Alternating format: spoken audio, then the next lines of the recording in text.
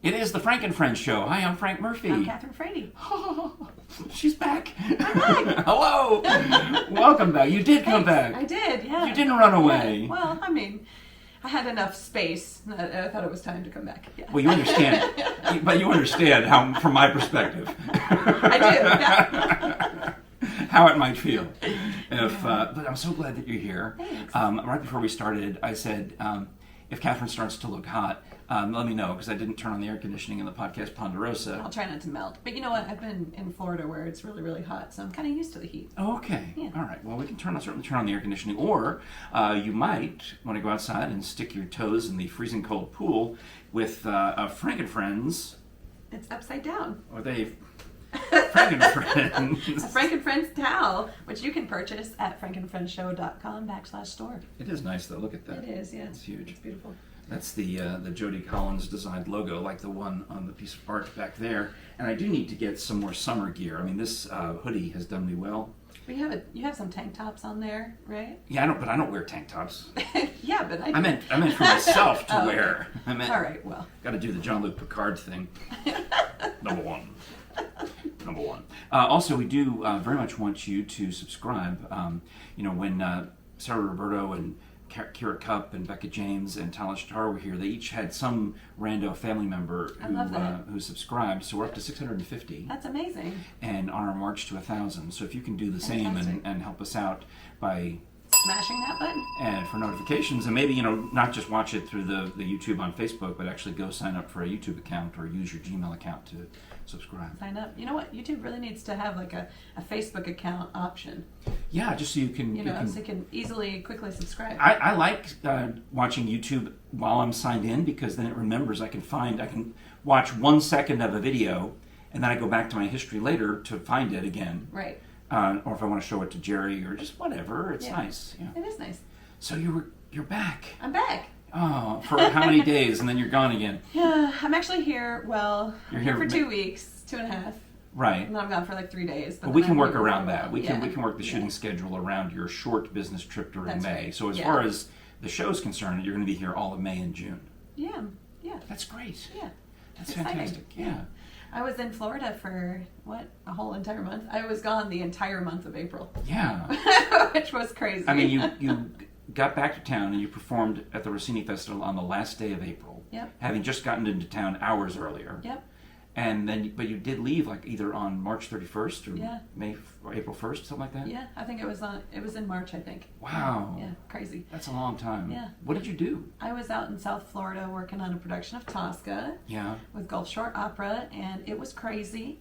I was staying out in Bonita Springs, actually, with James's aunt, who lives there. Okay, that's your husband's aunt. Yes. So your aunt-in-law. My aunt-in-law. Is that a thing? An aunt-in-law? It is now. Okay, cool. I mean, why wouldn't it be? Right? Yeah. Right? And you have a You have a mother-in-law. brother-in-law, sister-in-law. Right, and cousin-in-law. the aunt of your husband would be your... Aunt-in-law. Okay. It just sounds weird. Or your aunt-in-law. I mean, a little better. I don't know. So I don't know. I have to look up my Florida geography. I really wouldn't know where on the peninsula Bonita Springs is. It's really south, and it's 2 hours, west of... So it's not. So it's on the Gulf side. It's on the Gulf side. Not the. See, You go straight down 75. I'm an oceanside person, pretty much. Everyone I've ever known, every time I've ever been to Florida, it's pretty much been on the 95 side. Okay. Where it's like Treasure Coast or Miami or Palm Beach or Fort Lauderdale, blah, blah, blah. It's 2 hours west of Miami. Okay. All right. Yeah. Oh, wow, that really is far south. It's really far I don't know south. why when I heard Gulf Shore that I just assumed it was up in the Panhandle or some other place. Yeah, I know, that would make sense. But no, Gulf Shore's on both sides. Yeah. So, but they serve 3 communities. So they serve Naples, Estero, and Punta Gorda. So we did 3 productions That must be fun of to Tosca. say. Punta Gorda. Punta Gorda. I used to occasionally listen to Spanish language radio stations just to hear them say the name of the station. Nice. 100 Punta Punta Nueve. Whatever the number was. That's just good. because I don't really know the number. I only wanted to hear was the Punta. That's good. Well, the children's chorus was from Punta Gorda. That means Fat Point, I'm guessing, right? Your guess is I don't know. As far as I know, Mr. Owl. that's how much Spanish I know. So the children's chorus. Was there a children's chorus in Marble City's Tosca? I don't recall. We had one child. Yes, I remember. She was the children's chorus. Oh, okay. But all right. So in the story of Tosca, Is it Act 2 when Tosca is singing at the palace and yes. Scarpia is listening out the window? Yes. That would be the children's chorus? No, the children's chorus is in Act 1. At the church. At the church, when the sacristan is like getting all excited and telling everybody about the win and the war. Like the children are in there like from singing. Are they singing the Te Deum with they sing the Te Deum as well. In the first act? Yeah. Okay. Yeah. All so right. I had about 8 children that I had to wrangle, and they gave me 4 at the very beginning. So I can think of no better person.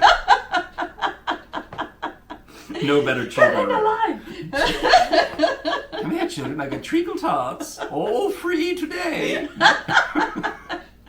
I did give one of them the incense. So. Oh, good. Yeah. That's nice. But it was fun. They had a blast, but it was a crazy production. The first show that we did not have the full set, and so then. Oh, so you're not doing it in a church on location. You're doing it in 3 different theaters. So you have to build a church, you have to build Scarpia's office, and you have to build the castle. Rooftop. Yeah. Oh my. Yeah. So it was a good time. And I think the most surreal moment for me was actually the night before the final performance. They had scheduled the set to come into the space like that same day. Because now you're moved to the third theater of 3. Okay, yeah. So you've got this set traveling. Yeah. Yeah. And they scheduled orchestra to be rehearsing in the pit. Yeah. You know, but they did not schedule any singers to attend. No chorus.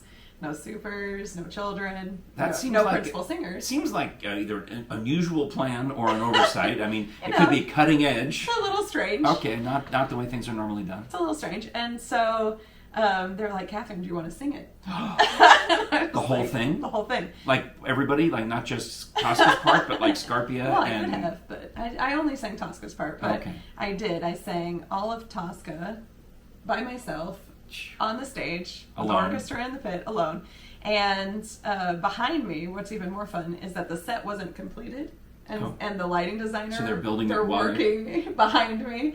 There's like... Did you get a video of this? Yes, I do. I have video, fantastic. I have photos, it's hilarious. Fantastic. But there's like a light, ladder. Actually, Vissi when I was singing it, this is the romantic-ish ballad from Act 2 where life is art. Yes.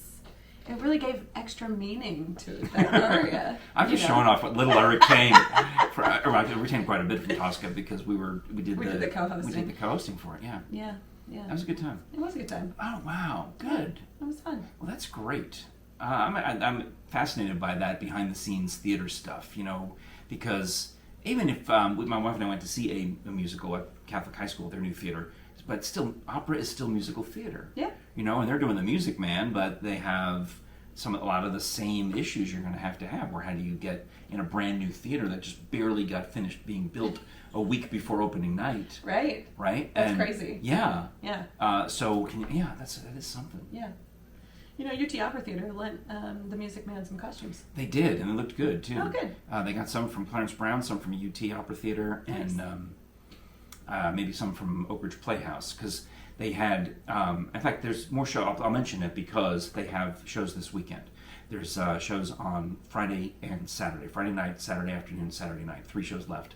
And they had a bunch of kids, like, 3rd, 4th graders from the elementary schools, from the Catholic elementary schools, come and play the children in River City. Mm. And my friend Kristen Farley, who used to be on TV, her daughter is Marion the librarian. Nice. And did a great job. Nice. And then, it was a good little, production. Yeah, we were thinking about going. Well, I just told you when it is, so whatever I said before. Perfect. I'll have to go back and listen. Friday night, Saturday afternoon, and Saturday night. I think James knows. Yeah, he can recognize the costumes and point them out to us. Exactly. Yeah. So this is a big deal that you're back in town now, and you made it back by the skin of your teeth.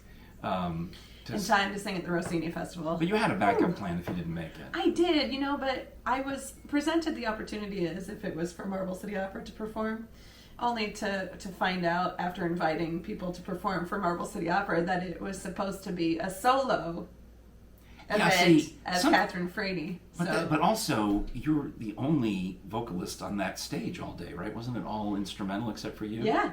So something was off in the scheduling Yeah. anyway. So what difference does it make? It doesn't. Yeah. But I was so glad that I had my friends there to help me out, because driving for 12 hours the day before, and after singing Tosca the night before that with full orchestra, driving 12 hours, then getting to the Rossini Festival, having a full 50 minutes time slot to fill.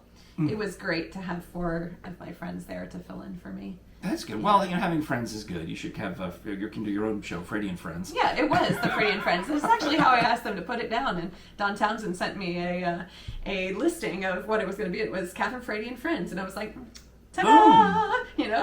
Or Te-Deum. Yeah. If you were there, I was going to actually see if you wanted to come up on stage too. But I can't sing. But if you had, I used to go to the Rossini Festival because I had something to do. I think we've talked about this before. I like going to places when I have a task, a thing to do. It's hard for me to go sit in the audience at the Music Man and just sit there. Yeah. I'm schmoozing with friends in the audience, but I'm really just sitting there. And I was like, okay, but I like it's. I mean, that's different than a festival. Feels like I should be doing something. Yeah. A theater production I can understand. I sit in a chair and I sit. Yeah. But I'm sure they would have put you to work if you'd really wanted to do something. I could have volunteered. I know. But instead, I was out there sweating and doing gardening all day. Okay. And we had a fundraiser at Jerry's job that night. Yeah. Which I think we were supposed to be there at 6. Oh, that would have been cutting it close. In 80s costumes. Yeah. But at 5-something, Jerry comes in and hollers out to me, and I'm in the yard, and I've got back pain, and I'm sweating, and I've been putting the figs in the ground. All those fig plants that I started growing in February. Yeah. I was putting them in the ground all day Saturday during the Rossini Festival. And I really thought I overdid it. I have to go to the chiropractor now and see if they can undo whatever I did. But, and she's like, you better get ready. We're going to be late. Oh my God. Get in your costume now. Oh, and I had the worst I mean, it wasn't even, I just had like a polo shirt or with a button-down shirt over it, because I remembered in the 80s, that's what my classmates wore. Yeah. I thought, well, that seems familiar. But you get there, and it's all these people wearing these ridiculous Halloween costumes that are so over the top with the neon and the wigs and it's, having lived through the 80s, you walk into this, you'd be like, it's bizarro world. You would think, if you were in the 80s and you time traveled like Marty McFly, you would think you were in not the 2020s, but you would think these people are representing the future. not the era past. That you came from. Yeah, that makes sense. It was bizarre. I met one of your friends at the Rossini Festival, though. Oh. I don't remember. I'm sorry. Her name. She was friends with Noelle Harb also, and she came and talked to me afterwards and said that I think she watches our show because she heard from you that I was performing, and she came to see me. Well, I also, I don't know, I also hyped you on the radio. Oh, okay. So what I did... All right. I definitely had some fans out there. It was a great time. Well, I pretended on the radio, basically, that you were the headliner of the Rossini Festival. No, you didn't. And made it sound like, oh yeah, I want you to, the stages, I described the exact location of the stage in Market Square over by Cafe 4 and Petro's. I said 4 o'clock is when Frady goes on. And I made it sound like you were the only person performing. That's hilarious. And not by omission, by just saying the Rossini Festival is happening, here's where you go, and here's what time it is. Oh my gosh, well, I did have a good crowd out there. I mean... Well, you had a great location. You were in the you were in the exact same spot where I used to be when I worked for a radio station that sponsored the Rossini Festival. Okay. We lucked into that same piece of real estate, and we liked it so much that all 5 years we were there, we hung on to it. In fact, there's a picture of us of you and me and your husband James standing on that exact spot. Yeah. And I've got the radio gear on, the tent and the van and all the accoutrement. But Knoxville Opera did away with the radio sponsorship even before the pandemic. Oh, wow. They had already, I got taken out to dinner and broken up with. Oh, over at dinner. Yes, broken up with over dinner, saying we no longer want you as our radio sponsor. You could have just emailed or called. Or just not called. They wanted to let me down easy and say we're getting rid of, we're not doing do traditional old timey radio anymore. We're just going to do all digital. I'm like, well, all right. In fact, you're digital now. Right? I know now. So, hello. Yeah. now, and now you can run ads. You know who else runs ads on this show? Who? Would you believe Steve's Tree Service? Steve's Tree Service. I would believe it. And did you notice, as you drove up today to the podcast Ponderosa? All the trees are gone. Well, not all. Well, but some massive trees are gone. Trees, yeah. And as I recall, Kathryn, you had asked me for a tree cookie from Steve's Tree Service. Yes! Now, this is unfortunately, amazing. That's a pretty good one, right? Yeah. Because that's from one of the limbs. I didn't know what size you'd wanted. Can I turn this into a cutting board? You can do whatever you want with it. But see, I had this one. This one's a little bigger. But nice I think that one's better. No, I like this one too. This one's thinner. But they're all split. Well, thinner on one end. That gives it character. But if you think, if you can do something with that, it's like Pac-Man. But as you know, these trees were pretty big. That is pretty cool. Thanks, Frank. So I thought maybe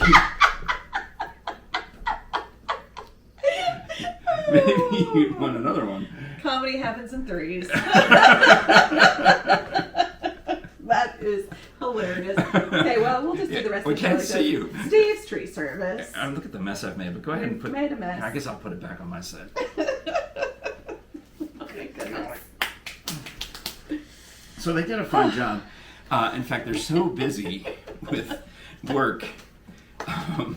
It took some scheduling time. In fact, they came for the estimate, I think, maybe while you were still in town, and we were able to get on the schedule for mid-April. And next door neighbor Nancy was so impressed with their work that she is hiring them to cut down another tree, or I'm not sure. There's 4 trees that are on our shared property line. Yeah. And Nancy says she'd love to get rid of all of them, but I'm not sure how many are coming down. One depends on the money. 1, 2, 3, or all 4. So we'll find out. That'll be the next excitement. Yeah. And while Renee and the crew are out there, they have the tree climbers, obviously, are up there slicing these giant... Yeah, you sent me a video. ...dying maple trees, into pieces. The neighbors are just driving by and walking by. She booked, in addition to Nancy, 2 more jobs on top of that. That's so a total awesome. of 3 jobs on my street. That's awesome.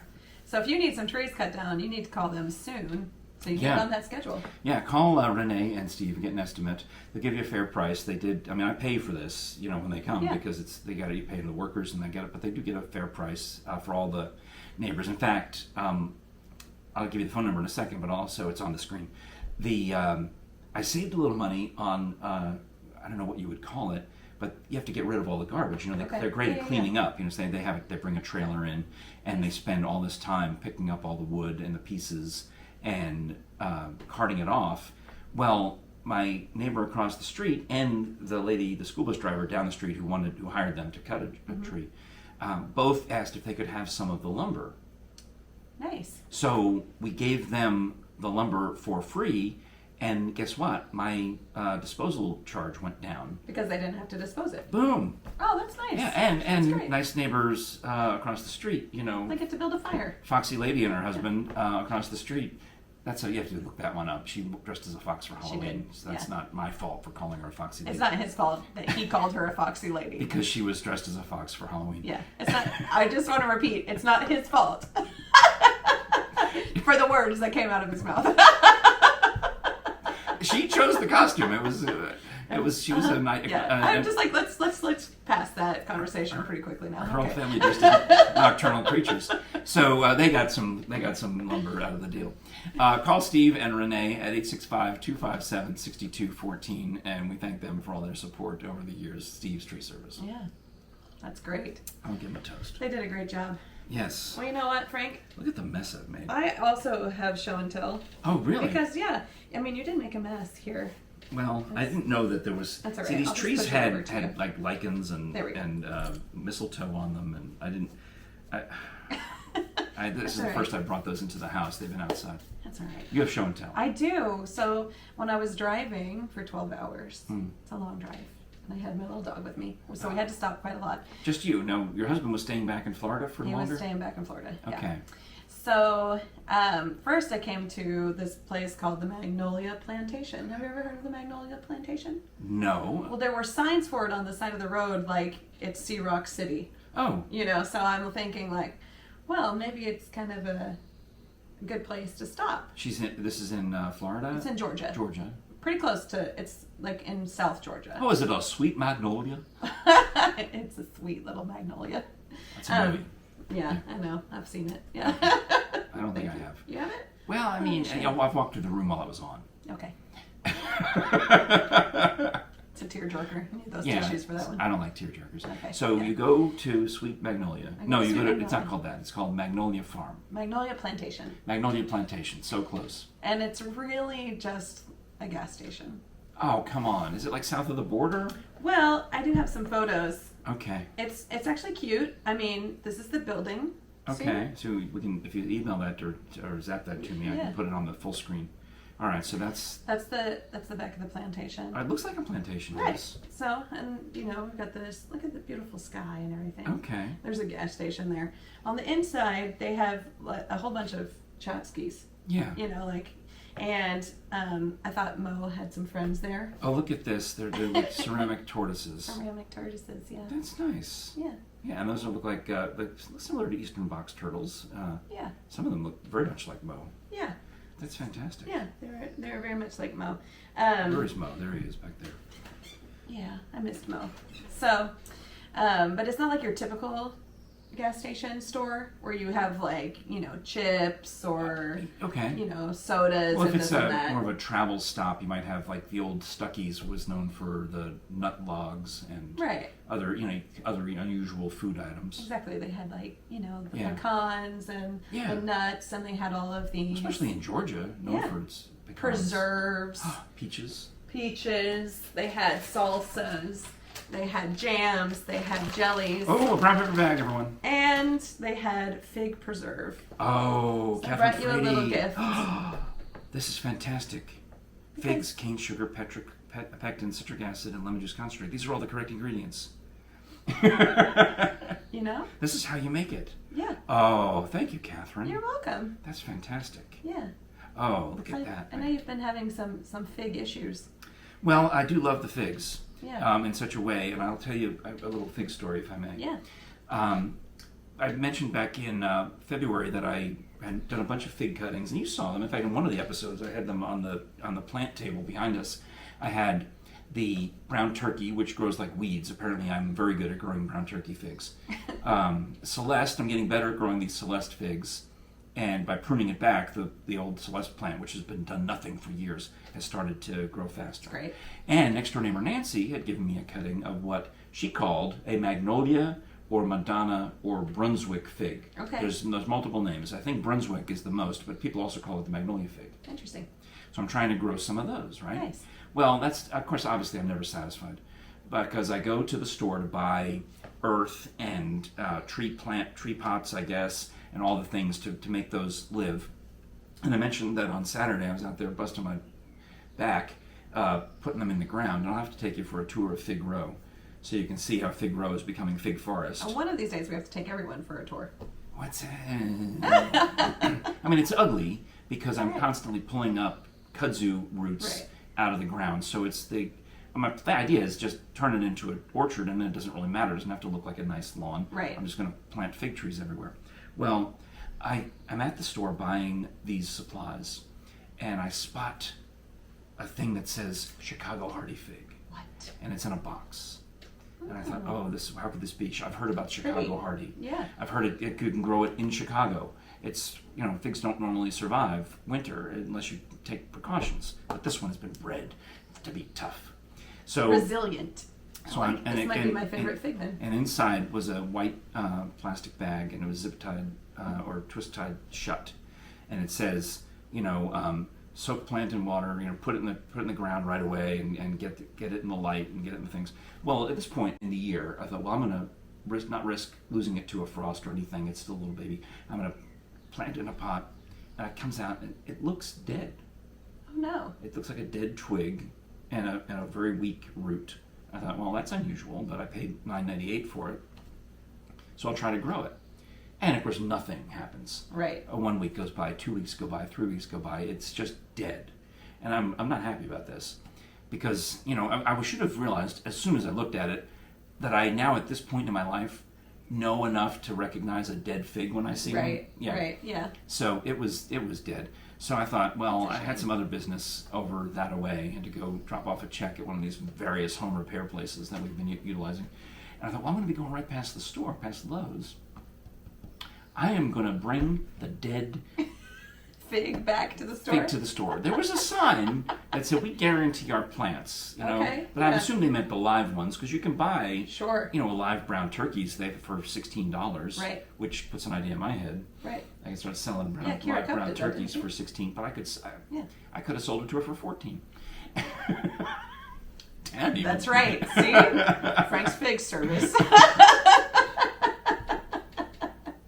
So, you can also find that at www.frankandfriendshow.com. You know what? On my way out of the store, I ran into my friend Mary, and she was asking about the figs, and I said, well, I told her about this other guy from church whose name is Frank, who got me started on fig growing. Okay. And my name is Frank, and I said, and Mary, your husband's name is Frank, therefore you have to grow figs. And they're very, very devout. And I said, plus Jesus liked figs. I guess you're right. I guess we have to. I said, Jesus cursed the fig tree that was barren. Anyway, so I go to the store and I'm explaining to the lady, and she wants to know, well, how did you pay for it? Do you have a receipt? We paid for it. I said, I paid for it with Kroger gift cards that I bought at Kroger so I could get gas points. And then we paid the extra $3 or $4, whatever, on one of Jerry's credit cards, which I don't have. Right. So I'm going through. I'm like, oh no, how am I going to get my $9.98 back for the dead fig? Yeah. And so finally, we went through all these different options, and she gave me gift card store credit for the $9.98. You could have just started throwing tables over. When Jesus got mad, he threw tables. Right. So you could have just been upset. How dare you! Start throwing tables. Sell things in this store. Give me my money. You merchants. But she figured it out, and she gave me the store credit. Okay. So then I'm thinking, now I'm just going to go buy chlorine, which is why I was really there anyway, is to buy chlorine. That's not going to help you. But I go with your figs. No, that would kill the figs. This is for the pool. But they sell all these things. It's Lowe's, it's a big box store. And but I look around and I see a couple more of these boxes on the shelf. You can't resist, can you? And I think, oh man, but it was so dead. So I see they've got like 3 or 4 left. Uh-huh. And I take the first one and I undo the twist tie and I look at it and I say, dead. And I tie it back up. The second one, dead. And No. So I'm like, I'm not going to, I'm done. But I have to look at the next one, don't I? Sure, yeah. Open it up. And there's this tiny, tiny little green leaf. And it's alive. Inside just trying to grow and trying to burst out of this plastic bag. Yeah. And I thought, oh, you poor little green leaf. Poor little thing. So I bought it. I bought it with the store credit from the one I returned, and I bought That's it. Good. And I got it home. This is all just brand new news. This has just happened yesterday. And when I take it out of the bag and I go to put it in the same pot where the dead fig had been, you pull out the dead fig, and there's like this tiniest little thread, like sewing thread. That's how much of a root there was. Yeah. Well, this other one, I take it out, and there's a normal amount of roots growing to the edge of the dirt ball. And I'm thinking now, maybe I'm optimistic that I might be able to get some of these delicious Chicago Hardies in 3 or 4 years. That's about how long it takes. Okay, well, that's exciting. So mark that down. 3 years from now, when... May 1st, 2025. Yeah, if I'm even still alive. That's a long time away. 2025. So that's been an excitement in Figland. And then when I also got home, I pruned a few more twigs off of one of the brown turkeys to grow it for Mary and her husband Frank. Nice. So if I ever see them again, I'll say I started a fig plant for you. Nice. Yeah, I would do that for you too. If you ever, I don't know if you want one. But if I wanted a fig plant, I'll have to think about that. Yeah. I don't know if I'm really good at keeping things alive. So. Well, if you find the right place for it with enough sun and not too much water, just not enough sun and a little bit of protection from the winter. They do seem to grow like weeds, these ones. I mean, once you get the right kind. Yeah. There's tropical ones that would die in this environment, but there's a few species of figs that are bred to live here. That's great. And also, while I was being so generous with the figs, my next door neighbor, who's from Turkey, I told him he hates his lawn. He hates everything about his lawn. I said, you should get fig trees because you don't have to mow under them. You don't have to do anything under them. Right. Everything dies under them because it's all dark under there. it's all shade, you know. So I told him I would put a fig tree in his yard, and I went over there, and I had to own up, I had to fess up that when I'm putting this rooted cutting, I'm digging the hole, I'm doing everything for him because he's like standing there like, I don't know what to do. Like, well, you dig a hole, and then what? Then and I said, I put the thing, I said, put it in the hole. That's all you have to do? Well, maybe you can come do this for me. That sounds good. I just dumped it in there. I mean, I guess we can go walk over and see if it's still alive. I'm assuming it's still alive. I did this on Saturday when I was breaking my back while you were at the Rossini Festival. Yeah, well. I'm putting a fig in neighbor's yard, but I had to fess up that back in March, I had so many cuttings, so many extra cuttings as I was pruning, that I was just sticking them every which way around the yard. Did I tell you this? Yeah. That I hid some. Jerry doesn't even know that I've hid some in places on our property where she said, you can't grow any more fig trees in that part of the yard. Wow. But I hid... You hid them anyway. I planted them anyway because I thought, well, chances are... That they're not going to grow. Right. One of all of these 20, 30, whatever I stuck in the ground, right. you know, one or two might grow. And if that's I can deal with that. Right. I'll dig it up and I'll move it to the fig forest. Right. But I also hid some in Ted's property. I had to say to him, I hid some, and he says, oh, where are they? And you're like, I don't know. I'm looking around where I thought I put them. I'm like, here's you need like a fig detector. Yeah, I found one. Did right? you? So I said, here it is. I didn't tell him that I put 12 in there. I found one. Wow, Frank. I know. I mean, there might be a fig problem over here. Fig my fascination. my friend Bean, I think what did he text me, that I'm the fig whisperer or something? I think I'll have to find out exactly what he said because it was funny. Something about I was the fig whisperer. Trying to explain. A fig master. There you go. That's just as bad, really, isn't it? Yeah, it is. But you kind of are. I think we need a whole section for it on the website. Okay, Frank's Figs. Yeah. Well, why not? Yeah. Well, it's great having you back. I know there's so many more stories to tell. I'm glad I got to tell some of my fig stories, but you've got more road stories. I do, and I want to talk about your friends. Oh, my friends. So, yeah, your friends. As in Frank and Friends. Yeah. Show.com. Well, which is where you can get our merchandise, such as coffee mugs. Lovely mugs and pint glasses and all the things. The beach towel. Should I show that again? Or no? Beach towels, and there are t-shirts on there, aren't there? Yeah, but it's the beach towel, I tossed it too far away, and there's a giant log in the way. A giant tree cookie in the way of it. But you can get all of those things, and we appreciate it. And if you do enjoy listening to us audio-wise, like you did, you binge audioed, right? I did. On the way home? Yeah. Instead of videoed? Yeah. You can find our podcast and thousands of other podcasts and audiobooks and unique content on Audible when you go to audibletrial.com/FrankandFriendsShow. You can try it out for 30 days absolutely free, and during that 30-day period, they'll give you a credit for a download, and you download that MP3 onto your device, and it's yours. Forever. Regardless of whether you continue with Audible or not, but obviously they're doing it. Because they know you'll continue. And one of the friends was here, who's a big Audible user, and I think it was Sarah. Sarah, I think it was. Okay. So we all know how good it is. You can listen to it on all the different devices. It saves your place from your phone to your Alexa to your Fire tablet to your thing. Yeah, saves it like with a bookmark. Yeah, it's real cool. So audibletrial.com/FrankandFriendsShow. I didn't even mention Happy Cinco de Mayo. Time for some tequila. We are supposed to go to a tequila party tonight. Yeah, so that'll be fun. We got invited, so I'm excited about that. So I'll have to fill you in on that next week when the Frady returns. This is the Frank and Friends Show. I'm Frank Murphy. I'm Kathryn Frady. I'll say it again. I'm Kathryn Frady. Yes. Frady and Friends. Thanks for watching. We'll talk to you again next time.